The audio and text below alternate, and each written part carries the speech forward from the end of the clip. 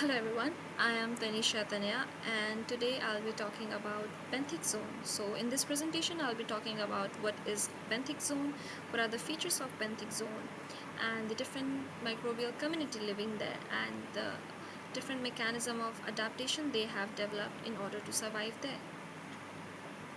So the firstly, what is a benthic zone? So benthic zone is the ecological region found at the lowest level of any water body. That could be your ocean, that could be your sea or any river or lake. So in easier terms, the benthic zone is basically the rock bottom or the deepest layer of any water body. That is usually your sediments of rock, mud, and you can find crustaceans, clams, and crabs, and a diverse range of microbes there. So this is very important. The benthic zone is very crucial for the nutrient recycling, food wave, and overall ecosystem maintenance. So now we'll be seeing some of the zones within the benthic zones. So as you can see here, firstly we have the bathyal zone. So the bathyal zone usually ranges from 200 meter to 2000 meter. So you can find a lot of kelp forest and phytoplanktons there. So in this region you can see some of the sunlight reaching there, so you can find those organisms that are able to perform photosynthesis there. Then comes your abyssal zone. So this can range up to 2000 meter to 6000 meter. You will be seeing a lot of benthic fishes and organisms there. The temperature starts to decrease there, and it can range up to 2 to 3 degrees Celsius, and the pressure is extremely high there. Then comes lastly your hadal zone, that is the deep sea trenches, where you will find the range from 6000 to more than 6000 meters of depth. You will be seeing a lot of crabs, sea cucumbers, and microbes, worms surviving there. Now let's see some of the features of the benthic zone. So firstly we're going to talk about the light availability there. So the shallow benthic zone, that is the littoral or the sublittoral zone of the benthic zone, where the sunlight can penetrate to some extent and it can allow the photosynthesis to happen. Then comes the deep benthic zone, which is pitch dark. No photosynthesis that is happening there. So the organisms rely on detritus or the marine zone. So why is it called a marine zone? So when any organism or any organic compound sinks down to the sediment and it starts to decompose, from above it looks like a snowflake or a snowball is disintegrating. So hence it is named as marine snow. So the marine snow is actually the primary and the most important source of nutrient there in the benthic zone, and simultaneously happens the chemosynthesis. So the chemosynthesis and the marine snow are like hand in hand, parallelly happening to provide the maximum energy uptake or the nutrient uptake for any organism living there. For example, you have the sea grasses that are growing in the shallow benthic zones with the help of sunlight, and then you have your giant tube worms that are living in the hydrothermal vents using the chemosynthetic bacteria instead of sunlight. Now let's talk about the temperature. So the temperature can vary with the depth and the location. The temperature in the abyssal zone will be different, and the temperature in the hadal zone of the benthic zone will be different. So the deep benthic zone can have nearly freezing temperatures such as approximately 0 to 4 degrees Celsius, stable throughout the year. So as an example, you can see the Mediterranean Sea benthic zone is comparatively warmer throughout the year, that can have the temperature range from 10 to 13 degrees Celsius comparatively to the North Atlantic abyssal plains, which can have the 2 degrees Celsius or maybe lower than that. Then now we are going to see the pressure. So the pressure increases there by almost 1 atmosphere every 10 meter of depth. So the organisms there in the deep benthic zone have highly specialized mechanism to survive the crushing pressure there. So here you can see is actually Hadal snailfish, as it's found in the Hadal zone. So hence the Hadal snailfish that is found around the 8,000 meters of depth, and it has a very flexible cell membrane that is adapted to these extreme high pressures. Now we're going to talk about the oxygen level. So as I've talked earlier, that the oxygen level is hardly available there in the deep benthic zones. So the shallow benthic zones can have oxygen that is relatively high due to the mixing and the photosynthesis happening there. But in the deep benthic zone, the oxygen is extremely low, and many area can experience hypoxia or anoxia. So here you can see it's actually a polycate worm that is adapted to low oxygen muds, and this is a sulfur bacteria. So these sulfur bacteria have adapted themselves to thrive in the sediments, and below sediments also you can find them in deep sediments also, and their primary source of nutrient is sulfur. Now we're going to talk about nutrients and food availability. So in the shallow zones, the food availability and the nutrient for most of the organisms, marine organisms, are algae, the detritus, plants, and the planktons. But for the deep zones, the primary source is the marine zone and the chemosynthetic microbes. So this is actually a yeti crab. So as you can see, this crab has a feather-like claws. So these crabs allow the bacteria to live and thrive in their claws, and they later on use them as a nutrient source for themselves. Now the diversity and adaptation in the benthic zone. So the shallow benthic zone is filled with highly diverse producers and consumers, and in the deep benthic zone you can see a lot less biodiversity there, but they possess very unique features in them. They can have features such as bioluminescence, pressure resistance, and slow metabolism. So here you can see it is a deep sea angler fish that uses a bioluminescent lure to catch its prey. Now we're going to talk about the benthos. So benthos are the organisms of the benthic zones. So those benthos can be classified by two different categories depending on their location and depending on their size. So classified by their location, they can be divided into two categories. One is epifauna, second is infauna. So the epifauna are those organisms that live on the surface of the sediments. That can be your sea stars, crabs, chlorals, and sea urchins. Then comes your infauna. They are those organisms that live in the borrowed portion of the sediments, that is your clams, sea cucumbers, and worms. Then is the classification by size. So the first is macrobenthos, organisms that are larger than 1 millimeter, that is starfish, lobsters. Then is your meobenthos, organisms ranging between 0.1 millimeter to 1 millimeter, that is your small crustaceans and foraminiferans. And then your microbenthos, organisms that are smaller than 0.1 millimeter, that is your bacteria, fungi, and eukaryotes. So you can see here, this is a foraminiferans and this is a diatom. So we will be seeing about the microbial community there. So microbial community, collectively known as the microbenthos, it's primarily composed of bacteria, archaea, and unicellular eukaryotes. So the organisms there are constituting over 90% of the total biomass in the extreme environments, and they are crucial and they are somewhat responsible and plays a big role in maintaining the cycling happening there. So firstly we're going to see about bacteria. So the bacteria are generally the most abundant in the benthic zone, and they are found at the aerobic layers of the fresh organic matters, that is the marine snow, where it settles down first.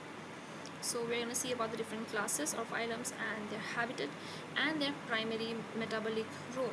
So the delta proteobacteria, It's mostly found in the anoxic sediment, and it mostly uses the sulfate reduction, that is the conversion of sulfate into hydrogen sulfide for its nutrient uptake. Then comes your gamma proteobacteria that are mostly found in the surface or hydrothermal vents, and they have diverse roles throughout, and they mostly use the hydrogen sulfide oxidizers for their uh, metabolic activity. Then comes chloroflexi. They are mostly found in the deep sediments, and as you go in depth or more deep, you will find them in more abundance, and they are highly specialized in degrading highly um, recalcitrant compounds that are very hard to break. Then comes your bacteroidetes. So they are mostly found on the surface sediments, and they are excellent in breaking down high molecular weight organic compounds. So those compounds can be chitin from the exoskeletons of shrimps, crabs, and you can have the lignin and cellulose from the phytoplankton and kelp. Then comes your archaea.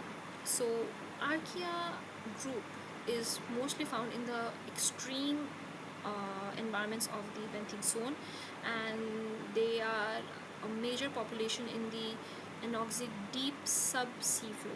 So you will find them mostly on the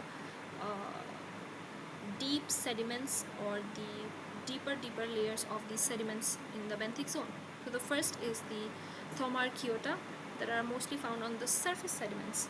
So their primary metabolic activity is by nitrification, where they convert ammonia into nitrogen oxide.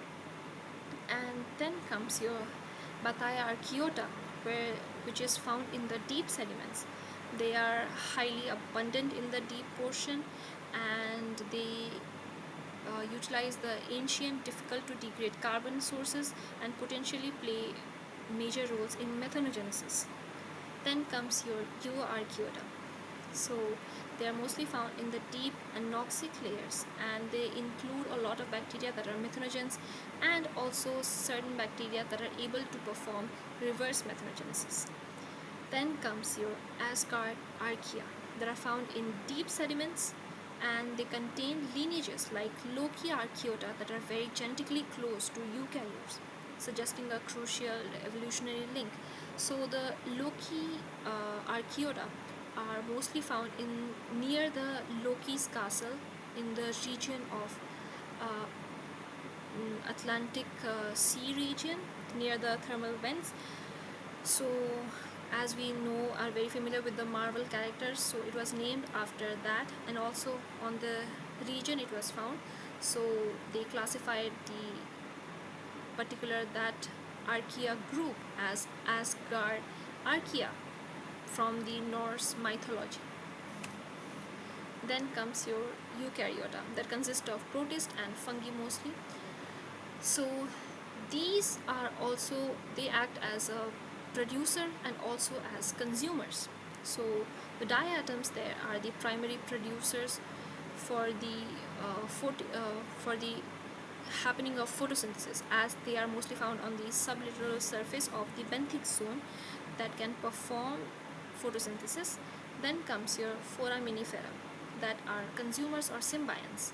They are single-celled protists that engulf other organisms and live with them. Then comes your ciliates that are the grazers or predators, and they consume bacteria and other protists. Then comes your fungi that are the excellent decomposers, and they degrade highly complex and hard to break down organic matter such as cellulose, chitin in the shallow and depths of the ocean. Now we're going to talk about the adaptation. As we talked about the surviving conditions there and how extreme it is, so how are these microorganisms managing themselves to live there? So first we're going to talk about the piezophile.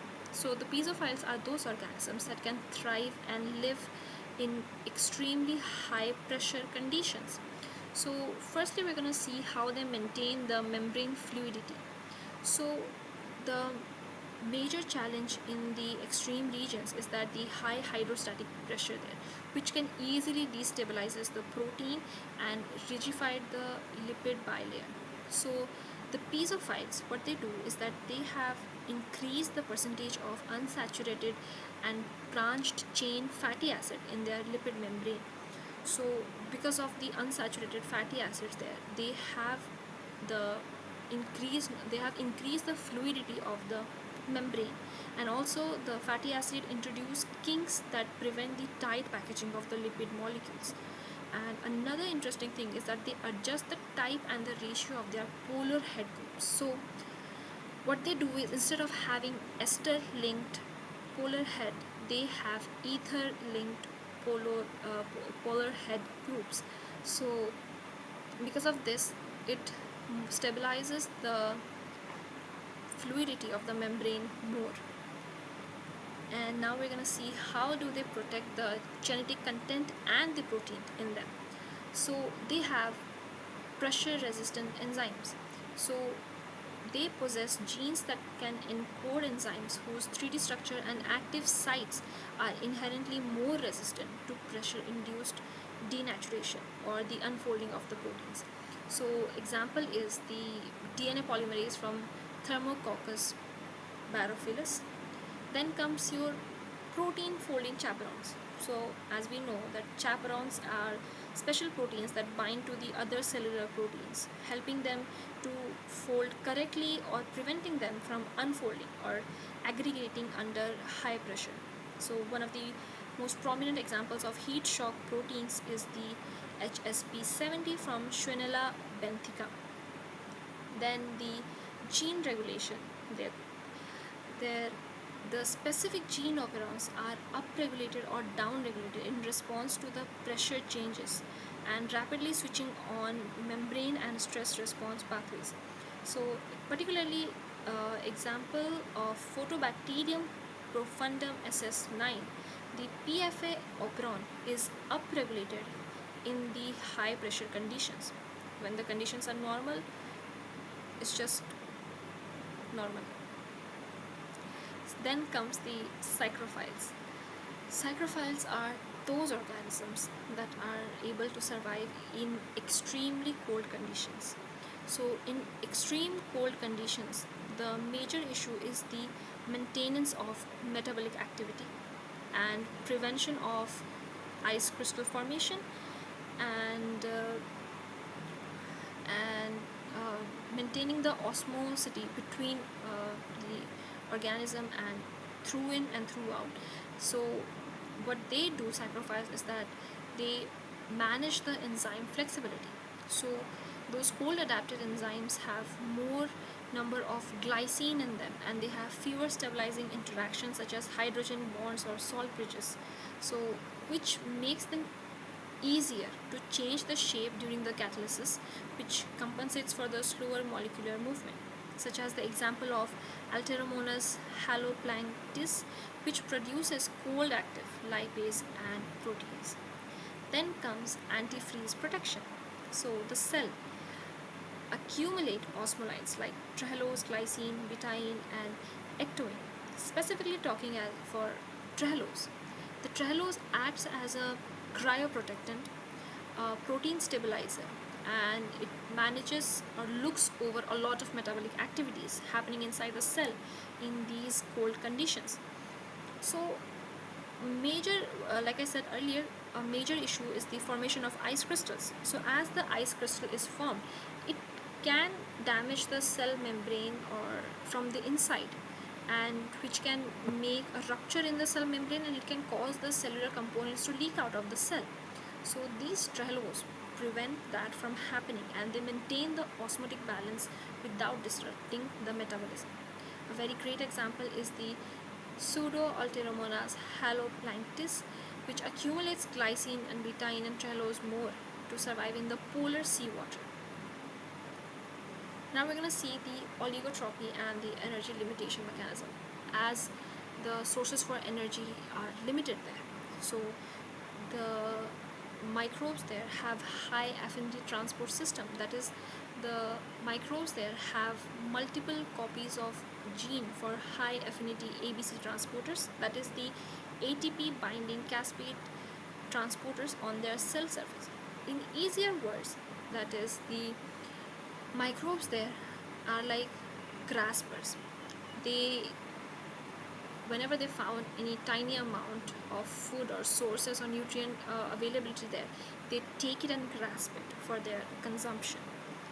And then is the reduced cell size and morphology. So the deep sea microbes exhibit smaller cell volumes and altered surface to volume ratio. The higher surface area relatively to volume increases the efficiency for nutrient uptake from the surrounding low concentration environments. Then is the dormancy and the energy banking. In these harsh conditions, the microbe can slow down their metabolic activity to almost none. So it can be in the dormant state for a very long period of time until the conditions are in the favor of the microbe, and it can be active again and function just as normal. Now we're going to talk about the anoxia and chemosynthesis mechanism. So the alternative electron acceptors, as photosynthesis is rare condition there in the benthic zone, so the microbes possess the diverse terminal oxidoreductase enzymes that allow them to use the alternative electron acceptors, replacing oxygen with the nitrate from denitrification, sulfate from sulfate reduction, and carbon dioxide in case of methanogenesis. And another technique that they do is the reverse methanogenesis. For a lot of archaea group, the microbes in the archaea, they mostly perform this. So what they do is that they do reverse methanogenesis. And as we know that microbes are primarily methane producers, but in some cases they can eat up the methane. So in this case, the archaea can perform the reverse methanogenesis, but they usually do this when they are coupled with some sulfur utilizing or sulfur reducing bacteria. Now the ecosystem impact. So specifically for this ecosystem impact, I'm going to stick to the carbon remineralization and the carbon sequestration in the sediments. So the remineralization case, as we know, the biochemical process carried out is mostly by the heterotrophic carbon consuming organisms there, and they are mostly found on the top layer of the sediments. So they break down the marine snow, they take out the organic matter, break it down more further, convert it into inorganic matter, and that is utilized by the microbes there. And after that, they again convert it back to organic form, and the nutrients are back into its inorganic and bioavailable form. So it's like a cycle happening there. Then comes the carbon sequestration in sediments. So the surface uptake, that is the kelps and phytoplanktons available there, the photosynthetic organisms, they take up the atmospheric carbon dioxide to create the organic matter. And as the organic matter starts to sink down and forms into marine snow, the microbes utilize it, and then the sequestration happens. So sequestration basically means separation from one another. So what mostly happens is that when organic carbon is consumed or it's settled to the upper sediment of the benthic zone, only 1% is refractory, that is, it is very hard to decompose, and the other portions are rapidly buried into the sediments. So if we are able to retrieve those carbons from those deep sediments, we will be able to achieve millions of years old carbon.